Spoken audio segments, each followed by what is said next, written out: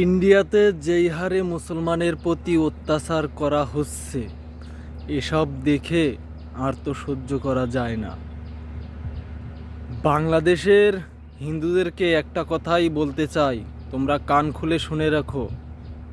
বাংলাদেশে যদি থাকতে চাও বুক ফুলিয়েই থাকো। আমরা বাংলাদেশের মুসলমান ইন্ডিয়ার ওই কুকুরের বাচ্চাদের মতন না। বাংলাদেশ আমাদের কোনো বাপের দাদার রাজ্য নয়, এটা আল্লাহর সৃষ্টি। মুসলমানদের যেমন বাংলাদেশে থাকার অধিকার আছে, তেমন হিন্দু, বৌদ্ধ, খ্রিস্টান সবারই থাকার অধিকার আছে। বাংলাদেশে থাকতে হলে বুক ফুলিয়েই থাকো। বাংলাদেশ কারো বাপের রাজ্য নয়। ওই আল্লাহ তাআলা দুনিয়াকে সৃষ্টি করেছে, ওই আল্লাহ তাআলারই এই দুনিয়া। সে বাংলাদেশ বলো, ভারত বলো, পাকিস্তান বলো, আমেরিকা বলো। আমরা ওই ভারতের কুকুরের বাচ্চাদের মতন নই। কোনো ধর্মেই নেই যে অন্য ধর্মকে অপমান করো। বাংলাদেশে কিছুদিন আগে এক হিন্দু যুবককে হত্যা করা হয়েছে, কারণ সে আমাদের হযরত মুহাম্মদ সাল্লাল্লাহু আলাইহি সাল্লামকে গালি দিয়েছে, কটূক্তি করেছে, সেই জন্য তাকে হত্যা করা হয়েছে। যেখানে নিজের মা বাপকে গালি দিলে কেউ সহ্য করতে পারে না, সেখানে তো কলিজার টুকরা যায় মুসলমানের। হযরত মুহাম্মদ সাল্লাল্লাহু আলাইহি সাল্লাম তাকে নিয়ে অপমান করবে, সে কিভাবে সহ্য করবে?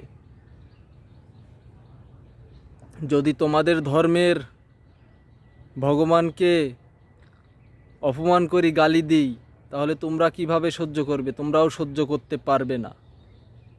হয়তো ভারতের ওই কুকুরের বাচ্চারা ভুলে গিয়েছে, ভারত দেশ স্বাধীন করতে মুসলমানের রক্তও ঝরেছে। শুধু হিন্দুদের রক্ত নয়, মুসলমানদের রক্তও ঝরেছে ভারত দেশ স্বাধীন করতে।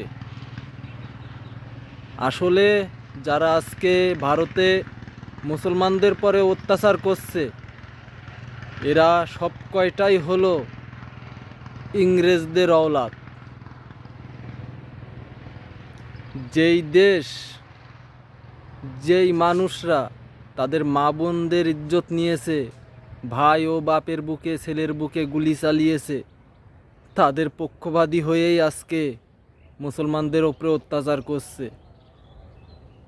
কথায় বলে না, রক্তের টান বড়ই টান। ওই যে ইংরেজরা শাসন করত যখন, তখন সেই বীজ ছড়িয়ে গেছে, সেই বীজের ফল এখন মুসলমানদের প্রতি অত্যাচার করছে। এটাই সত্য। মুসলমানদের প্রতি তোমরা অত্যাচার করছো, করো, একদিন তো সবাইকে মরতে হবে। ভয় করি না আমরা মৃত্যুকে। জেনে রেখো, পাপের ফল একদিন সবাইকে ভোগ করতে হয়।